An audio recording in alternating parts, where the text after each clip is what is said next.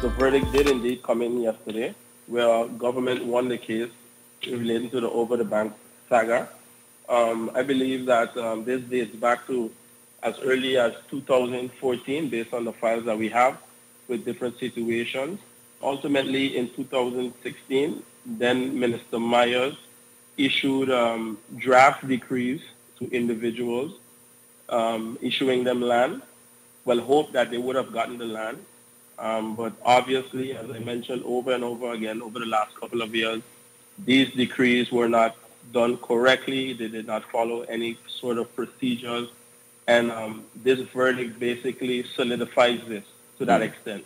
One of the main points that was put in the verdict is that Minister Myers and the Over-the-Bank Group could not derive any legal justified expectation from the documents that was provided by him due to violations of established with public order and principles of good governance, which also included transparency. This basically stated that, some of them had decrees with no decree number, with no date. All these things are prerequisites legally to have an official document of government. And some of them even had watermark draft in them. What happens from here on for the area? The area in question was basically earmarked for social housing. You came under fire by Parliament in particular as it pertains to that development at one point, Minister. What happens from here on for the development in particular for the area? Well, indeed, as you mentioned, I did come under fire by the Parliament, faced with motions and different things. Ultimately, also a motion of disapproval, among other things, and also they tried a motion of no confidence based on this. And as Minister of Rummy, I always say that I've done my best to ensure that we do things, in a structured manner. It's been quite a task for me for so long, being that things were not done correctly. It is even most concerning, as you mentioned, that in the highest level, in this case, Parliament, that these practices were condoned, overlooked, and was used for political gain, just to play on people's emotions. Now we can clearly see that, for instance, the motion of no confidence that was tabled against me was for doing what is right, and the court solidifies that in the verdict. And as I mentioned before, the idea and the whole feeling for me is not that, because it's a bittersweet thing in the sense of government won the case, which I'm proud of because, I stood for what I believed in with my team and the advice that I received, but also the fact that the former minister basically misled persons into believing that they had a right when back then in 2016, government didn't even own the land, and that is quite unfortunate in my opinion. Nevertheless, even in the verdict talks about Minister Myers made changes by hand, specifically to the decrees where it pertains to the canon fee that was paid and also writing different numbers on it. So basically marking on the actual decree and changing it and actually giving it to persons. I mean, Stephen, a blind man could see that things like that cannot work in the public sphere and it cannot be taken seriously. However, as I mentioned, for me, the goal has always been to serve as much as possible, meaning the plan that we mapped out as a ministry in its entirety consisted of approximately over then 160 homes. So you can think of one bedrooms, townhouses, duplex homes, all included, equals over 160 homes. And that is my goal in order because, we have a serious housing crisis in St. Martin, a housing shortage, so to speak. And I believe that with this vision, we would have tackled more the middle class, and not would have, but will, especially based on this verdict, because the plan is to continue, start that engine back up and move forward, serve the middle class, because that is missing here. We have a lot of persons that have social housing that maybe do not need social housing, but there's no middle opportunities for them. And my goal is, Stephen, to ultimately empower the people to own piece of St. Martin, own piece of this rock, because I believe that is everyone's dream. And to do it in the correct manner or as correct as we can.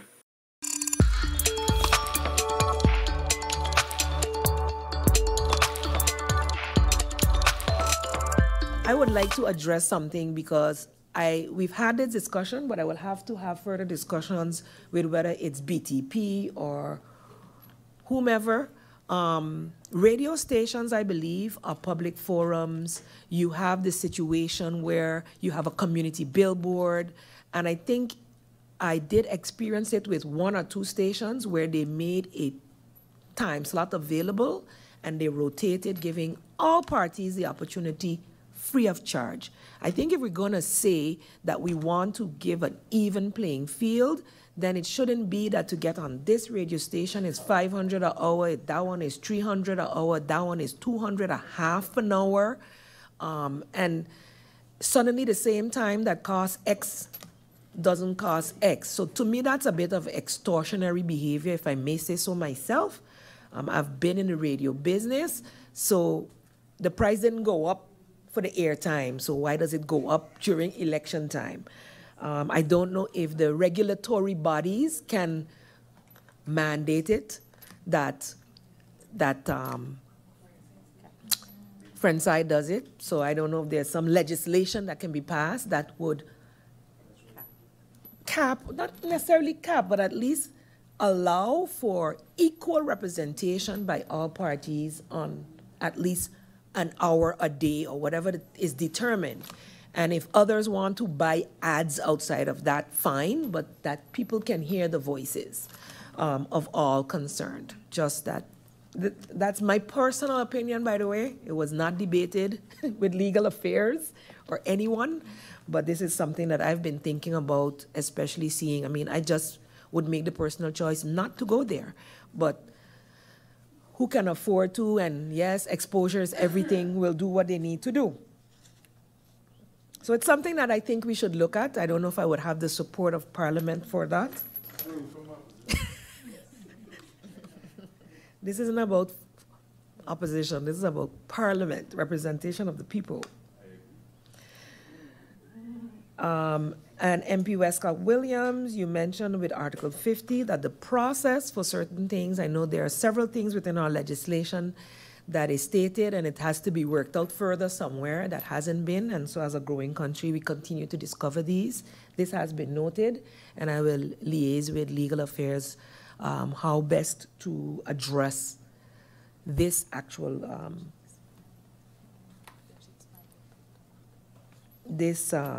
challenge of not having the process defined in the how this is dealt with. And I might want to add that even in protecting the party structure, I believe Parliament can play a role in that as well, as it, you know, faction is a party. So maybe within that, how can be further defined within the rules of order of Parliament and or whatever other legislation can be used. So maybe we can ask the legal minds in Parliament to have a look at how to protect the party despite the actions of individual members of Parliament.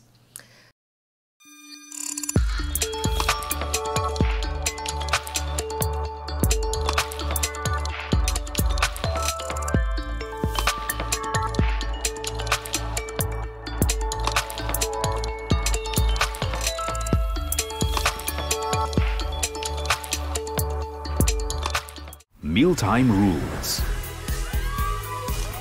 Don't serve yourself first. Do not eat with your mouth open. Don't rest your elbows on the table. Don't make noise when eating. Does not apply when enjoying KFC buckets.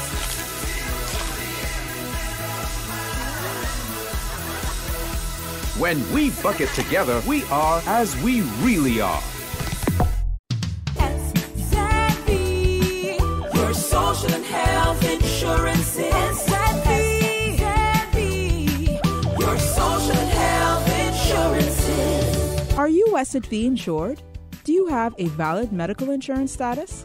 SXV is cardless. Request your My SXV account today and enter the virtual office of SXV. Go to sxv.sx and sign up now. SXV, yeah, your social and health insurances. During the hurricane season, a potential tropical cyclone can produce rainfall that can cause flash flooding and rockfalls.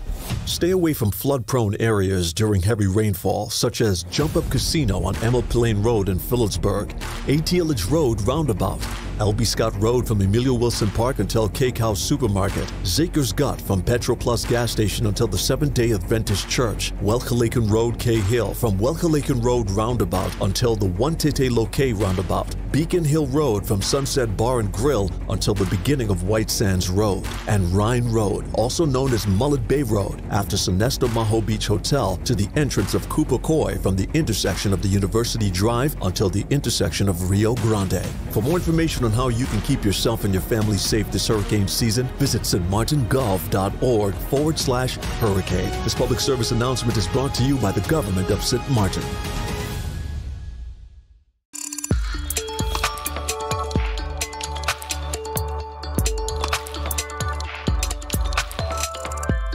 What the General Audit Chamber has advised the Parliament of St. Martin to demand from the government in terms of giving, as we call it, décharge of the, to the minister, to the government for the annual account 2021. The General Audit Chamber is again pleading with the Parliament of St. Martin to review its recommendations to the government, which over the years, there are very specific items that the government refuses to address. The procurement regulation that based on the accountability ordinance, the government is supposed to make and have available. We have heard many things, have seen a proposal went to the Council of Advice on this matter, that being retracted, and again, it is mentioned in these reports. So question is, where is that at? Where is it at? And the answer that runs like a red thread throughout the answers given by the minister in the Central Committee meeting, that, is part of the financial improvement, the financial management improvement project. We are seeing that all over. It's part of the financial management improvement project. In the case of the procurement / bidding, public bidding policies, it's not sufficient. That answer is not sufficient. Another matter that keeps coming back, was in there last year, the year before, and probably the one before and the one before, the sharing of decisions with the SOAB to determine that the expenditures are in accordance with decisions taken by the Council of Ministers. So my question in that regard is it government's position that these decisions will not be shared? Then stay that. Then just tell the SOAB you're not getting in on the decisions. Or is it not happening because of other reasons that these are not shared? And if it's because of other reasons, the question is, what are those reasons? It keeps coming back, and it's here again. The fact that the quarterly reports, the Parliament of St. Martin receives quarterly reports regarding the execution of the budget. So we receive every quarter what is actual compared to the budget. The General Audit Chamber of St. Martin has stressed on more than one occasion that those particular reports, so the ones that are actually based on the Kingdom Law for Financial Supervision, that these do not lend themselves for an actual control by Parliament in terms of how the government is executing the budget as passed by Parliament. Does the government concur that the current quarterly financial reports that we receive are not the reports that are requested or that are mandated via the accountability ordinance? And I believe Article 44. The minister can let me know that. So those reports that we get within 6 weeks after every quarter, does the minister agree that these are not the ones as prescribed, that's the right word, in the accountability ordinance? And regarding the 2021 annual accounts, I'll also like to take into consideration also that this is a moment in time, this is 2021.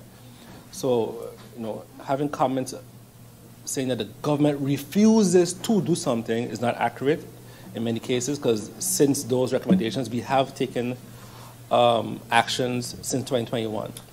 And that leads me then into the first answer. We have taken into account, and that question was regarding the common decisions in SORB. We have taken into account all the recommendations from both SORB and the audit chamber, and of course, we cannot change everything at once. But in the reports, when comparing to previous years, it can be seen and stated that we are improving. With regards to specifically, again, mentioned the SORB, these decision points, we do give the decision points to SORB since 2022.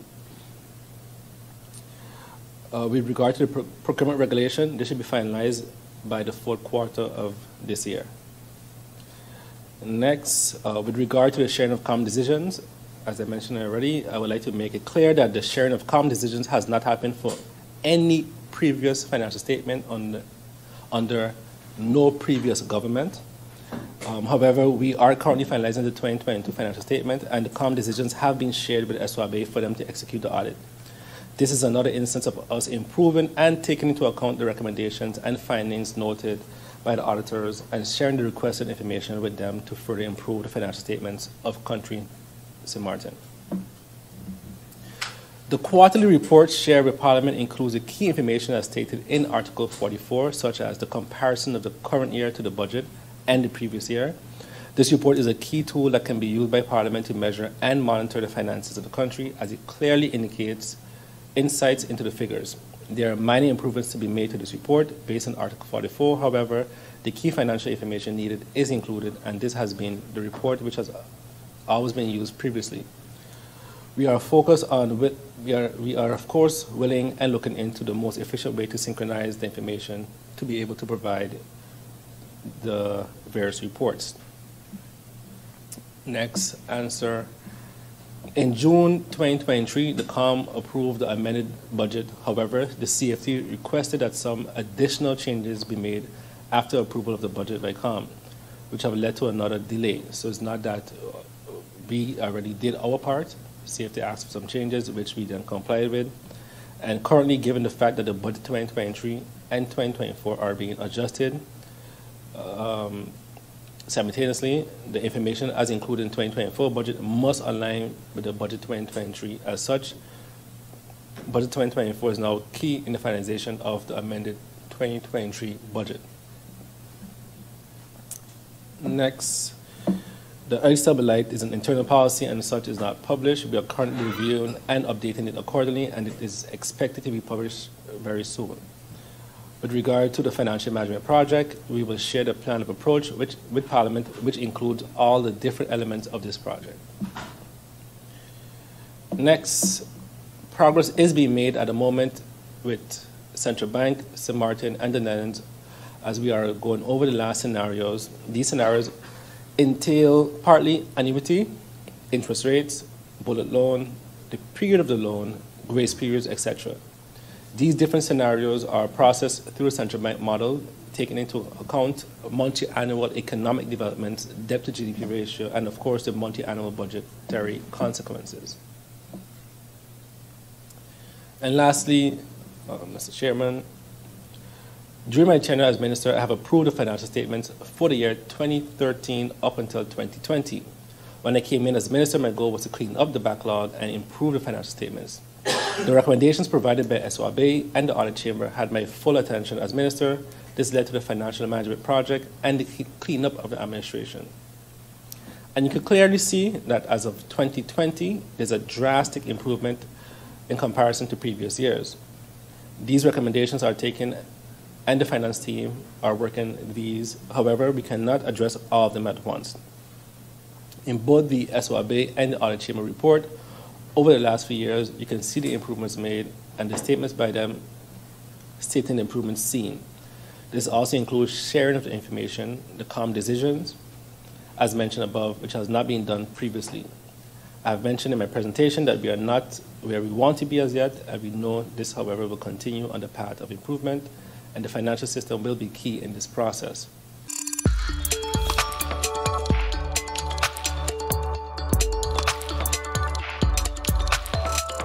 Rain, rain, and more rain, and nobody to be found. It is sad because when I looked at the DECOM message yesterday, the original DECOM message, many areas that flooded were not mentioned. Areas that are known to be flood prone. Nobody could tell me in their right mind that one trailer scheme down with Point Blanche no flood, that Belvedere don't flood. All these areas flood. You know why? Because trenches get blocked. So don't say they're not flood prone.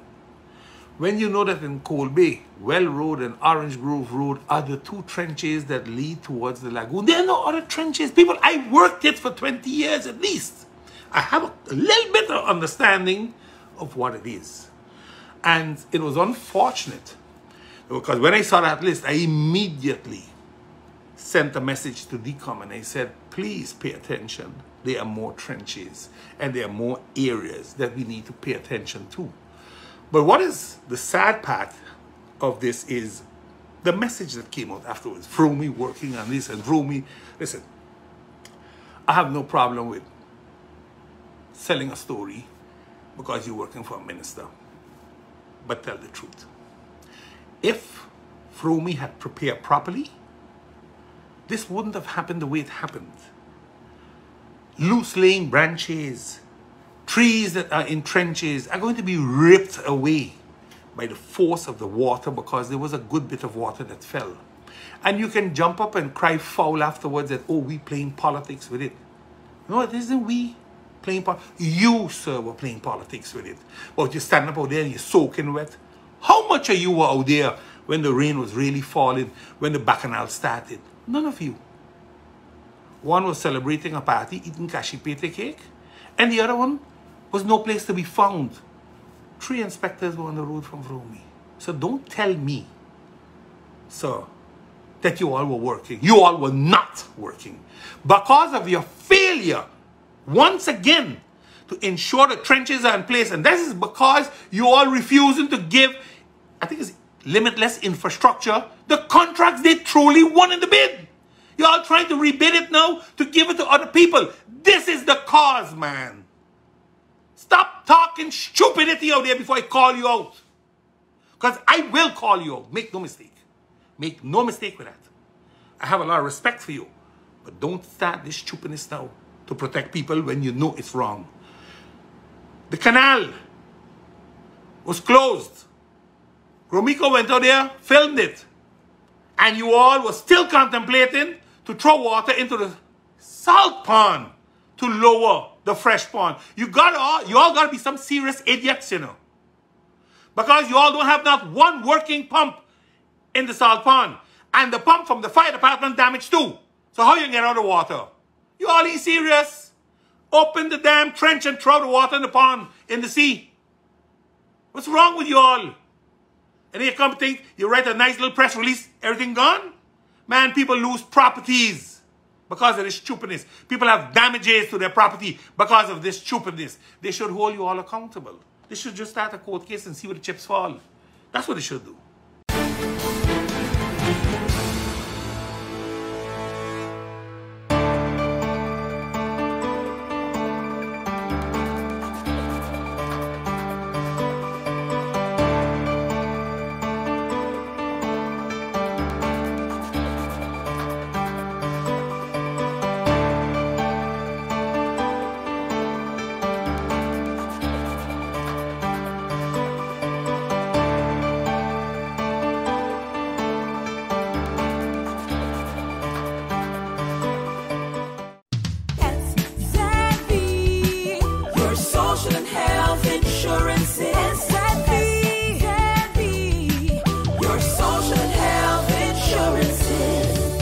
SXV insured? Do you have a valid medical insurance status? SXV is cardless. Request your My SXV account today and enter the virtual office of SXV. Go to SXV.SX and sign up now. SXV, yeah. Your social and health insurances. With you, the new Kentaco. A combination that will surprise the most curious palates.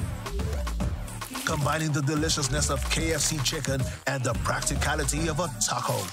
With a doubly delicious ergonomic shape. Wow! Compatible with all types of bites. New Kentaco. Enjoy a double breaded chicken breast with our secret recipe.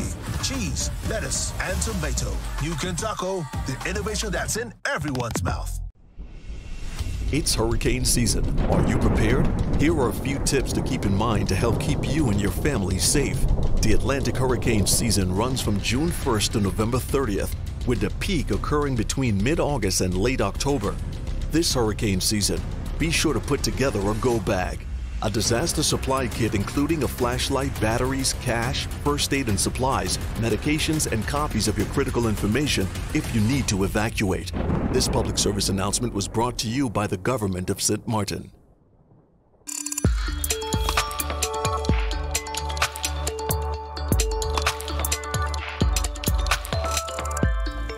It was being used as if it was cannabis.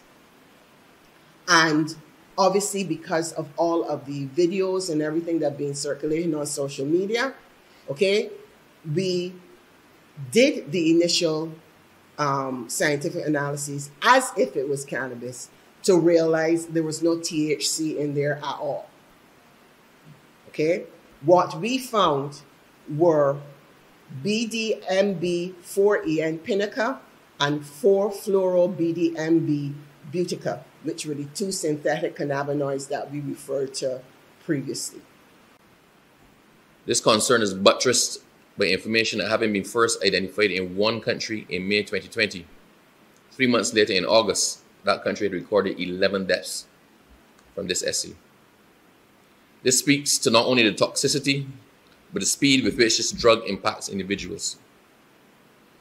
To have a situation such as this develop here places an additional burden on an already challenged public health system struggling to recover from the impacts of COVID-19, as well as the health issues which have arisen as a result of natural disasters locally.